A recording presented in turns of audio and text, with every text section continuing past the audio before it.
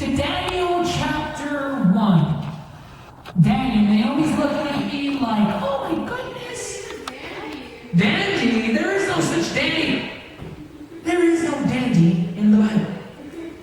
They've got some weird funky names like Phineas and Jehoshaphat and Beelzebub, but there is no dandy. You're thinking of Bambi. You're watching too much Disney Plus. Tell your mom to cut off the service. No! Look at that. If you would shout like that for the Lord.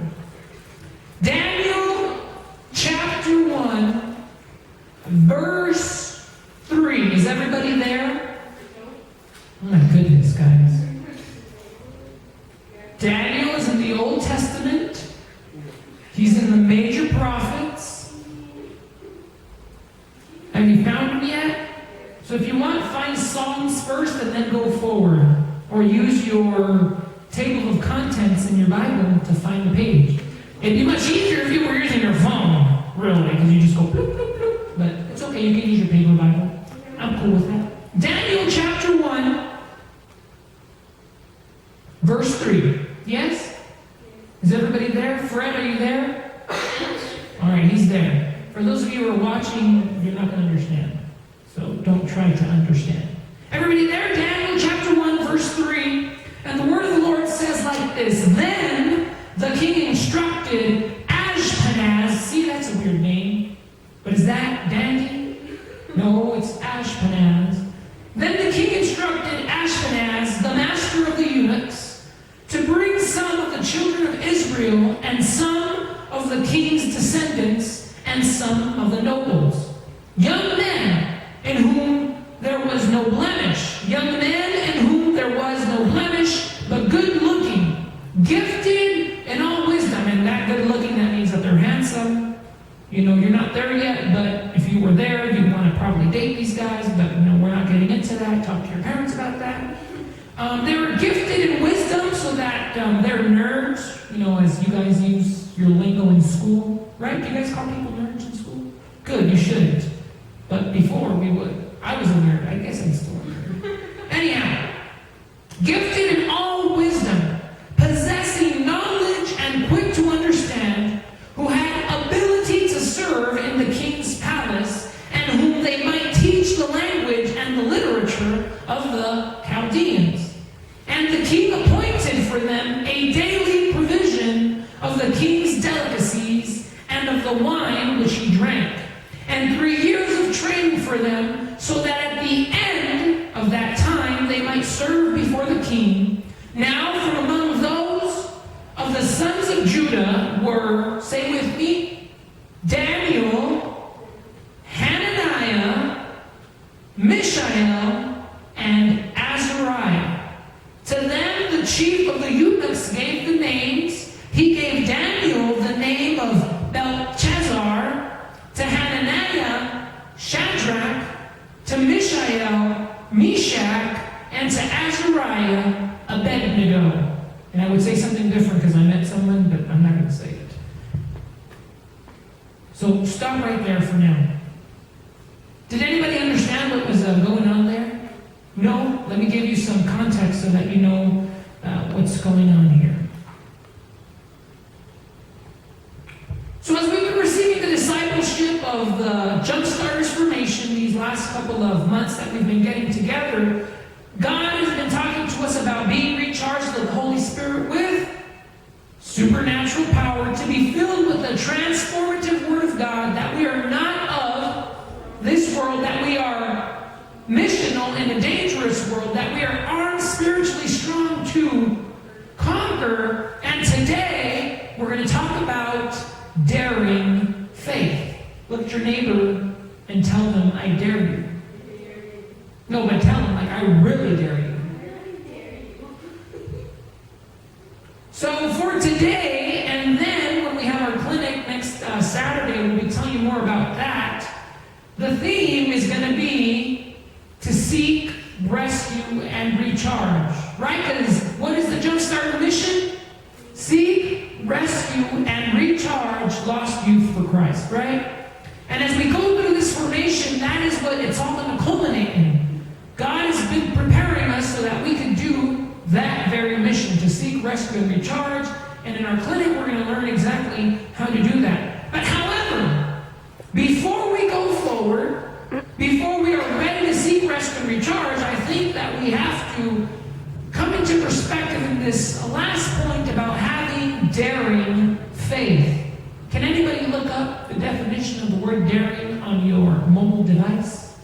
Quickly go to Google or Bing or what else is another search engine? Go ahead. What is the definition of the word daring? Of a person or action adventurous or It's okay.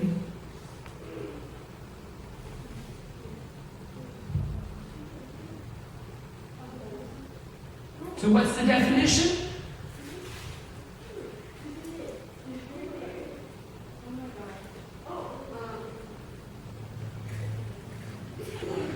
Anybody else? Of a person or action, what did it say? Audaciously, or like very bold, very like craziness? Or bold, you said? Alright, we'll stop there. So pretty much just kind of being bold. You guys know what it means to be bold? Like when Andrew, like when your football team is going up against the really good football team, you guys have to be bold and not be scared, even when they're big, strong guys that look much stronger than me, even though they're younger than me. It's kind of crazy how that happens. I don't know. Maybe, I don't know. I should probably go to the gym more often. Right? Andrew's like, definitely, man. You definitely should. But when you're going up against a team like that, you can't be scared, can you? Because if you're scared, they're just going to run over you like they would run over me. I'm pretty sure you can run over me pretty quickly. But you have to be bold. You have to be brave. When you are going to do something new, like how many of you have started learning how to drive? Are you guys old enough to know how to drive yet? Some of you? When you first started, you couldn't be scared. You had to be bold. You had to be like, I'm going to do this. I don't know, however you pump yourself up. Does anybody do that? No? Okay, maybe I'm the only weird one here. You have to be bold when you start a new year. Most of you are in middle school. Yes? Anybody going to high school next year? Well, when you go to high school, when you go to school, you can't be scared and be like, oh my God, this is high school. What am I going to do? You have to kind of just be bold and just, kind of pretend like you know what you're doing and fake it till you make it, kind of type thing, and be bold. You gotta be strong, you gotta be brave. Look at your neighbor and tell them, be brave. Be brave. So what's happening here in the book of Daniel? What did we just read? We just kind of read it. It sounded like gibberish. So let me give you some background information so that you know where we find ourselves. God is bringing judgment on his people. Who are his people in this time? The Israelites, the people of Israel, because they had not been serving God as God had told them to serve him. Some of them had different idols. Some of them had different gods. Another reason why God is bringing judgment upon them is because they did not let the land rest. Now, interesting fact about how God was working during this time is that he asked for there to be a Sabbath on the land. Do you guys know what a Sabbath is? It's when you just kind of take a break, when you just rest. That's why Jewish people, they don't do stuff they don't work on Saturdays, because Saturday is the Sabbath. It's the last day of the week. So remember in the book of Genesis, when God created the world, he created, the earth on the first day, and then he divided the waters on the second day, and then on the third day he brought the light to be, and then he put the physical mass on the earth, and then he put the plants, and then the animals, and then on the last day, what did he do? On the seventh day, he rested, right? And that was just a principle for us that we can apply, that we need to take a break because our bodies get tired. But anyhow, so God had told the Israelites in the promised land, in the land of Canaan, in the land that would be Israel, that they could work on it, because you farm the land, right? Like in any other place, but in that particular area of the world, you do more farming stuff. And so God told them, you know what? Work in the land for 6 years, 7th year, don't do anything. Let the land rest. Like, don't plant any apple trees or don't plant any olive tree seeds. Don't plant any of that. Let the land rest for a whole year. Is that kind of crazy? Imagine if God told your parents to work for like 6 years, but then he told them on the 7th year, don't work. What would your parents do? Like what? They would probably work, right? Because how do you pay for your house that you live in and stuff? And how do you pay for gas and food? With the money you make from work, right? So the Israelites were lacking in their faith, and they didn't trust God, and they just kept working and working the land. When God had promised them on the 6th year, I will multiply the fruit of your labor. I will make sure that the stuff that comes out of the ground is twice as what it normally would be so that you can have enough for the next year. Isn't that kind of cool? I wish, God, can I only work for 1 month and then have the next month off and we could go like that? But it doesn't work like that, right? So God was punishing them because the Israelites were not doing this. They were just working the land every single year. And then, you add their idolatry, you add their worship of false gods, you add their intermarriage between the other peoples that God had told them not to marry with because they're a special people and they're supposed to just keep together, and they didn't. So God was bringing judgment upon those two things because they didn't let the land rest and because they were being idolaters and their hearts were far away from God. God then, to correct his people and to punish their sin, makes them captives by their wretched enemies.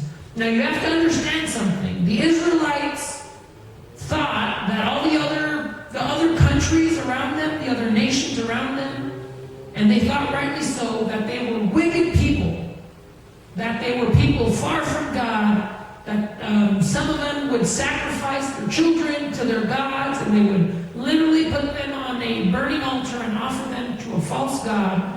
And they were just wicked people, and they thought that these other nations were the most vile and the most disgusting of people because they didn't have a relationship with God. Does that make sense? Not necessarily, I don't want you to think that you can think that people who don't serve God are less human than you are. Does that make sense? They're all created in the image of God, but in their relationship with God, because they don't have one, they are unclean. They are sinners, right? So that's kind of how they thought it, but bring it up a couple of notches.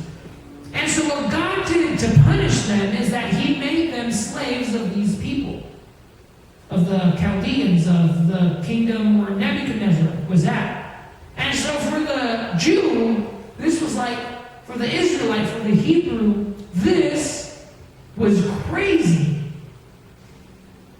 They were like, why would God do something? Why would God make us slaves of the very people that hate God?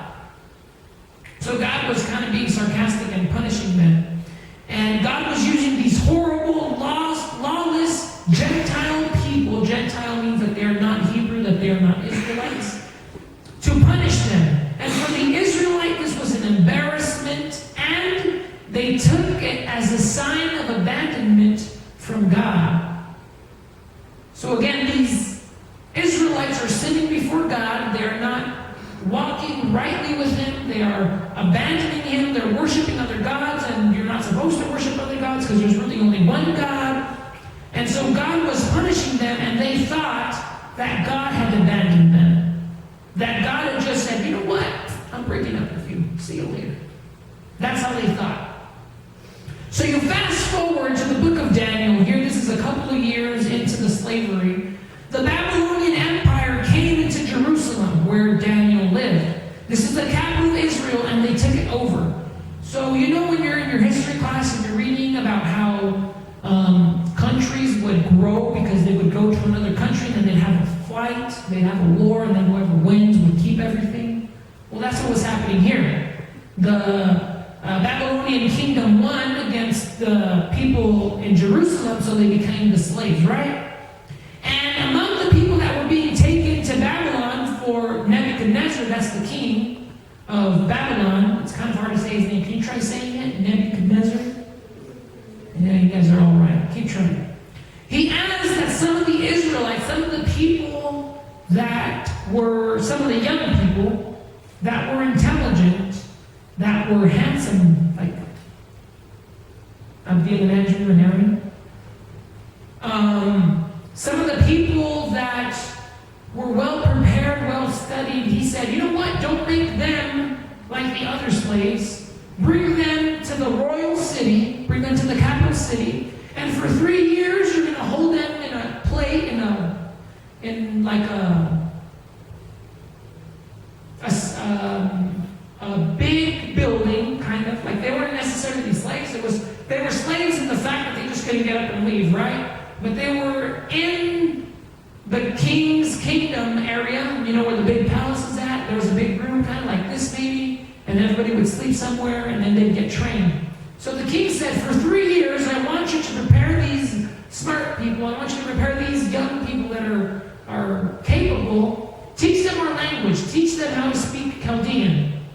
Because the Israelites would speak Hebrew, they wouldn't speak Chaldean. Like, some of you speak English, but you don't speak Chinese. Do you guys anybody speak your Chinese?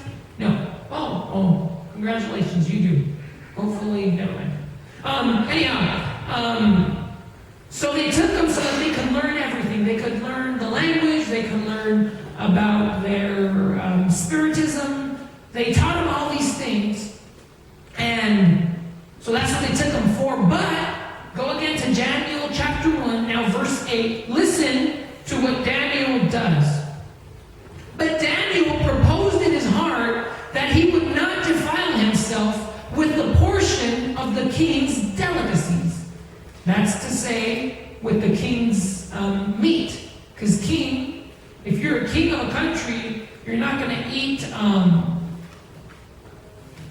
ramen noodle soup. You're going to eat Chick-fil-A. No?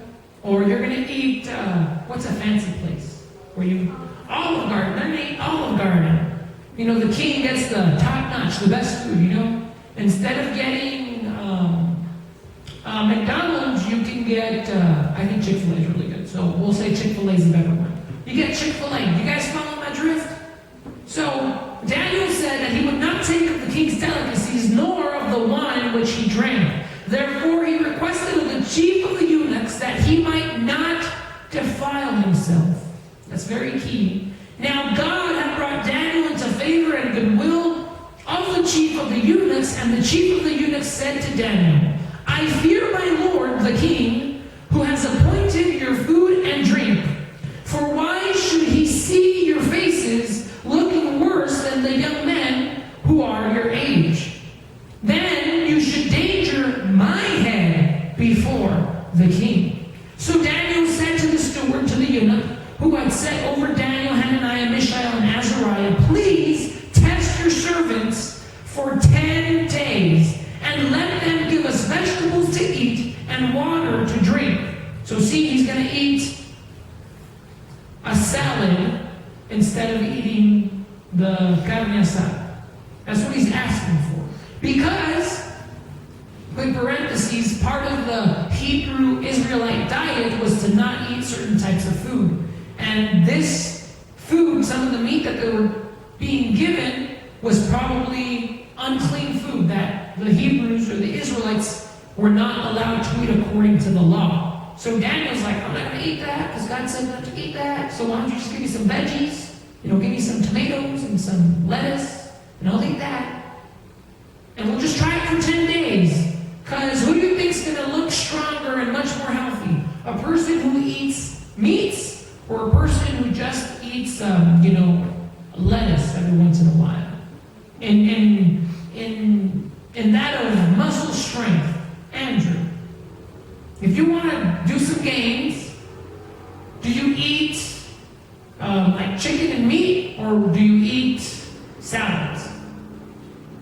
Chicken and meat, because it's got a lot of protein, and then it builds you up, and it makes you really strong like me. No, it doesn't. It makes you much stronger than me.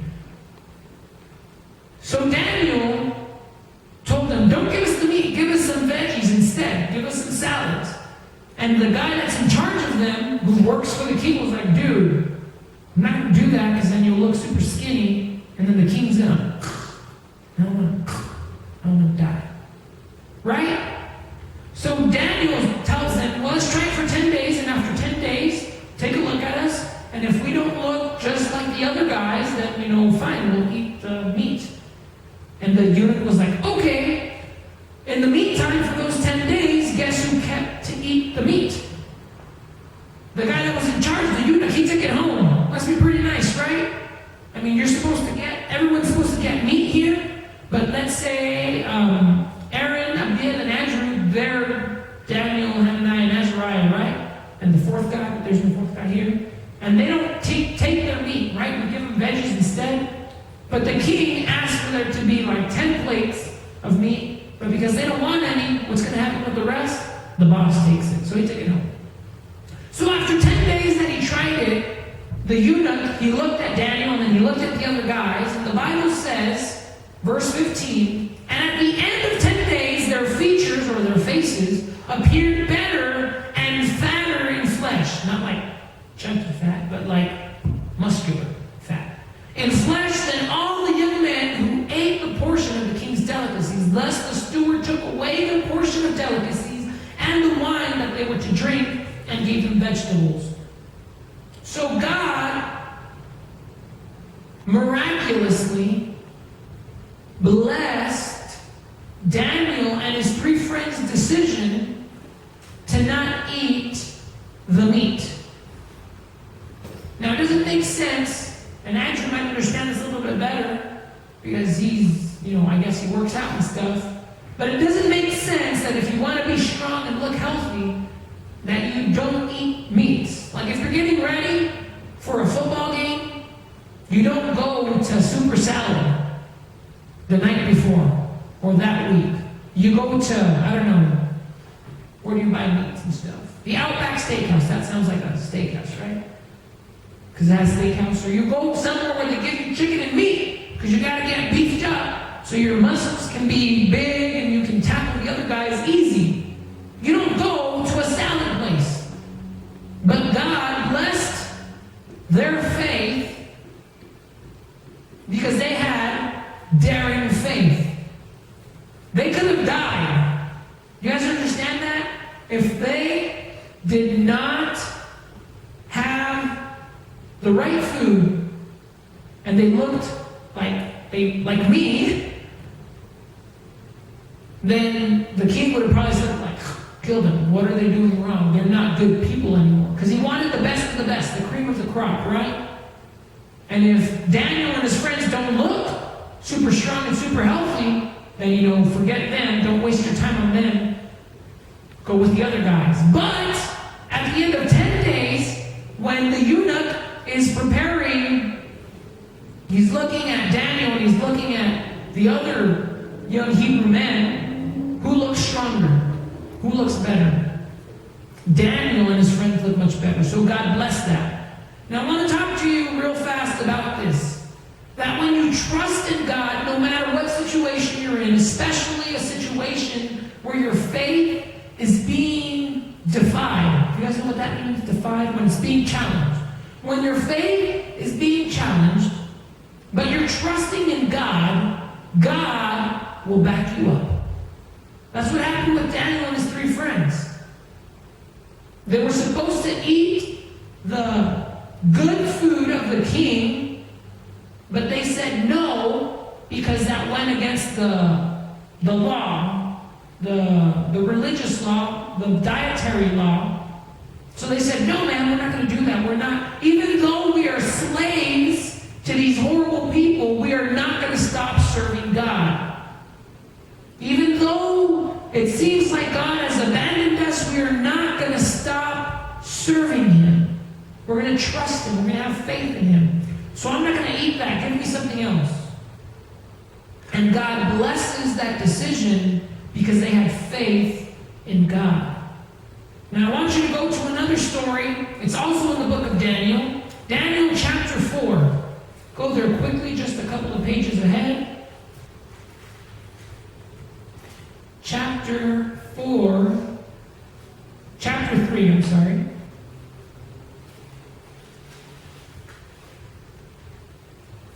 verse 9, no, verse 8. Daniel 3:8. We're going to read it kind of quickly, so follow along. Therefore, at that time, certain Chaldeans came forward and accused the Jews, or Daniel's friends.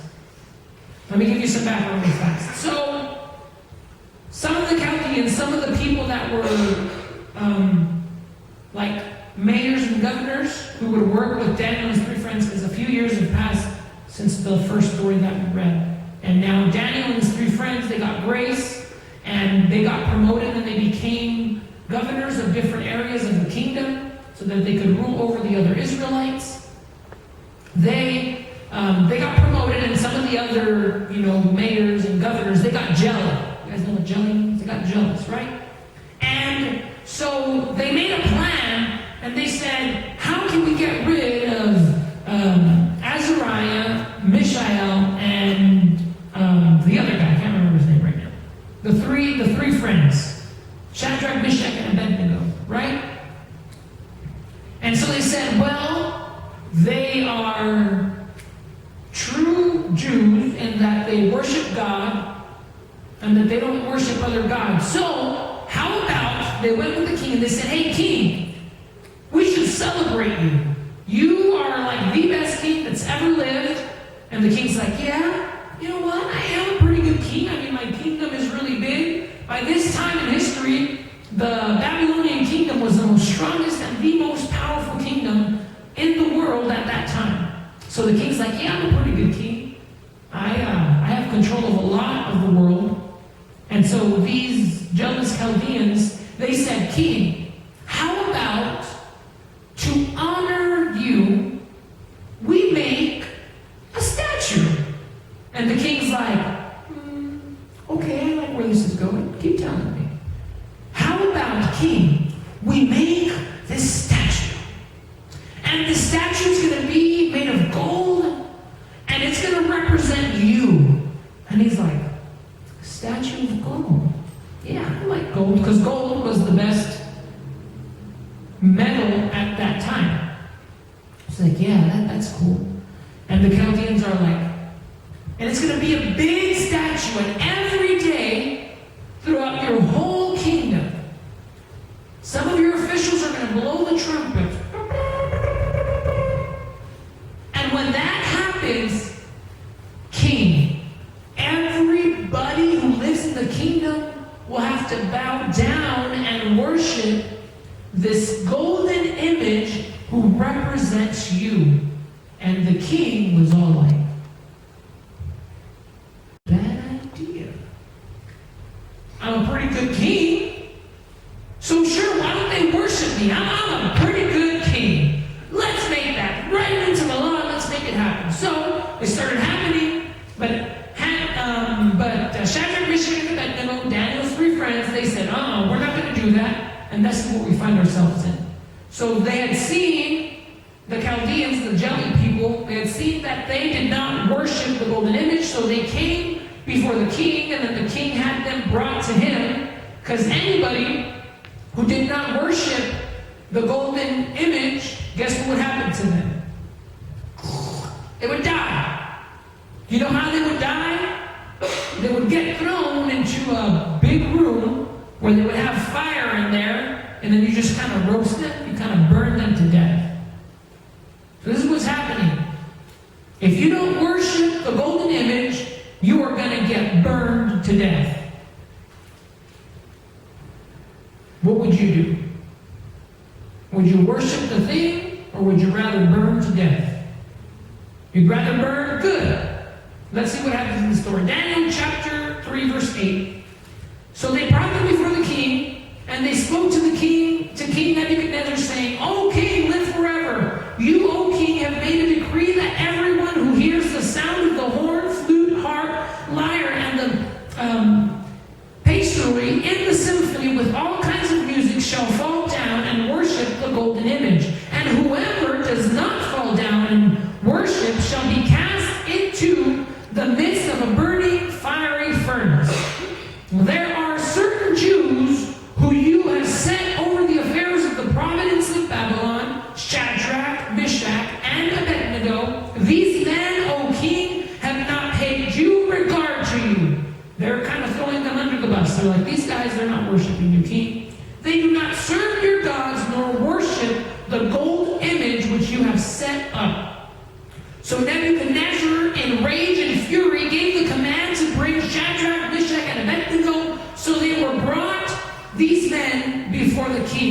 Nebuchadnezzar spoke to them, saying, "Is it true, Shadrach, Meshach, and Abed-Nego, that you do not serve my gods or worship the golden image which I have set up? Now, if you are ready at the time," he's saying, "I'm going to give you a second chance. If you are ready at the time that you hear the sound of the horn, the flute, the harp, and the symphony of all kinds of music, and fall down and worship the image which I have made, good. But if you do not worship, you shall be cast immediately into the midst of the burning fiery furnace, and who is the God who will deliver you from my hands?" So the king, he's giving him another chance. The horns and the music had already gone off, and they didn't worship. And then so the king brings them before him, and then he asks them, "We're going to play the music one more time. Because maybe, I don't know, maybe you guys just didn't hear it. But we're going to bring all the musicians, and they're going to play it right here, and the image is here. So that when it sounds, you fall down and you worship, and you'll do good. But if you don't, you see that fiery furnace over there? I'm going to take it, I'm going to turn it up, and I'm going to do it 7 times what it's normally at. So if it was at 100 degrees, he would put it at 700, right? Because you are not listening. Now listen to the response of these men. Shadrach, Meshach, and Abed-Nego answered and said to the king, "O Nebuchadnezzar, we have no need to answer you in this matter. If that is the case, that you will kill us if we don't worship the image, our God, whom we serve, is able to deliver us from the burning fiery furnace, and he will deliver us from your hand, O king. But if not, let it be known to you, O king, that we do not serve your God, nor will we worship the gold image which you have set up." So Shadrach, Meshach, and Abed-Nego said, "Forget it, girl. We're not doing this."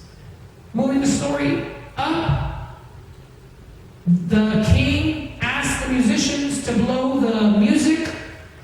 They blow it, it goes. Shadrach, Meshach, and Abed-Nego, they're just standing up. They're not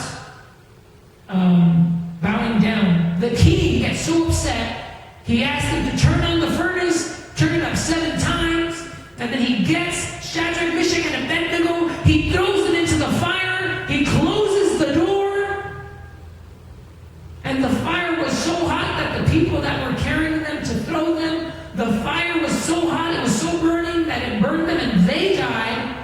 And so there's a bunch of fire, you can't see inside the furnace, and then somebody looks inside and says, "Hey, king, didn't we put 3 people inside? Why do I see 4? And you're like, "What? Wait, how many people were there? Shadrach, Meshach, and Abed-Nego. How many is that? 3. How many people did they throw into the furnace? They threw 3 people in. The king, he looks again and he does this to his eyes. What? Why is there 4? Shadrach, Meshach, and Abed-Nego were dancing inside of this really hot furnace, and there was another person in the middle, so they're maybe like dancing in a circle, and there's somebody in the middle who Nebuchadnezzar says looks like the son of the gods. This is probably an appearance, not necessarily of Jesus in his physical form, how he would present himself, but this was a physical manifestation of God in the midst of this fire. They take them out, and when they take them out, they notice something. That not even their clothes or their hair smells like fire. Have you guys ever been to a campfire? You've never been to a campfire? Oh my goodness. Well, when you go to a campfire, if you're like me, you hate it. Because if you stand around the campfire, when you go back home or when you go inside, you smell like burning wood. You smell like smoke, right? Well, when they brought Shadrach, Meshach, and Abed-Nego out of the furnace, they didn't even smell like fire. And they're actually in the fire. This is I don't know, Dove for Men or whatever. They smell squeaky clean. God protected them because they had daring faith. They said, King, even if you want to kill us, we are not going to worship you because God said we should only worship him. So throw us into the furnace. We don't care. God blessed them and protected them that he didn't let them die. So the moral of the story, guys, is that we have to have daring faith. Remember at the beginning that I told you that God will protect you in circumstances where you have faith in him? This was another situation. Now this wasn't Daniel only. This was now Shadrach, Meshach, and Abed-Nego. They were by themselves. Daniel was probably in some other part of the kingdom. And they displayed daring faith. That sounds pretty cool, right? How old do you think they were? Do you think they were like 30, 40? Do you think they're in their 30s? How old do you think they were? 20? How old do you think? Mid-20s maybe? 30? Early 30s? 30, 40s? Late 20s? Again, how old do you think they were? 15? Andrew, how old do you think they were? Early 20s? Ishtar? How old do you think these people are? Daniel, Shadrach, Meshach, and Abed-Nego.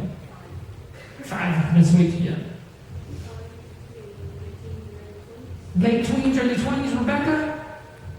15, 17. 15, 17. At the end, Rebecca and anybody else who said teens, they were teenagers. They're just a little bit older than you guys. Isn't that crazy? You would think that someone who would say, you know what, I don't care if they're going to burn me, I just don't care, I'm going to worship God and I'm going to serve him. You would think that would be an adult, right? Because normally like adults, like they kind of like follow God more, I don't know. Right? But no, they were pretty much your guys' age. A little bit older. Isn't that impressive? That teenagers would say, we're not going to bow down and worship that image. And then that God would save them from death, from being burned alive. And not only that, that God himself would present himself in between them in the fire. That's pretty awesome. What this teaches us is that we have to have daring faith, and you don't have to be a 20-year-old or a 30-year-old. You can be a teenager and demonstrate this type of daring faith, and God will honor that. Hopefully, nobody ever wants to throw you into a fiery furnace, but if they do, because you don't want to worship their gods, I think we can kind of trust on this and say, no, I won't do it. That maybe God will show up like that for us. Wouldn't that be cool? Or in a situation when you're out trying to talk to your friends about Jesus, and you're like, you know what? Because sometimes it's kind of scary, right? I don't know, for some reason, it's just kind of hard to talk to people about Jesus. It's like weird. Sometimes it's scary, like what are they going to say about me? Like they're going to think I'm weird, like they're going to think I'm crazy, and so we get shy and scared. But if you have daring faith, if you will trust in God and just say, you know what, I'm just going to go for it, God will back you up. I mean, he did it with Shadrach, Meshach, and Abed-Nego, right? They were in a furnace with fire that was burned 7 times the normal. And God protected them. So much that their clothes didn't smell like smoke. That is impressive. So guys, God is challenging you to have that type of faith. Faith that will protect you from a fiery furnace.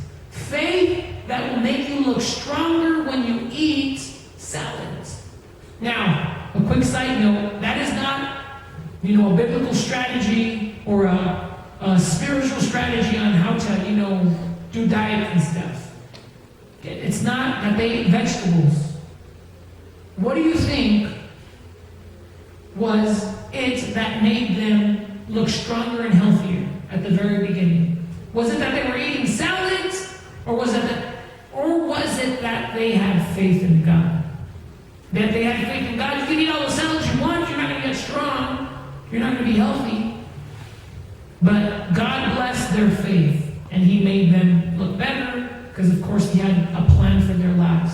And then Daniel, another story, you guys know the story where Daniel gets thrown into the lion's den because he wasn't, he would pray when they said you can't pray for 30 days. And in these lions' dens, they would starve the lions so that even when because this is the floor, right? Like this is the earth.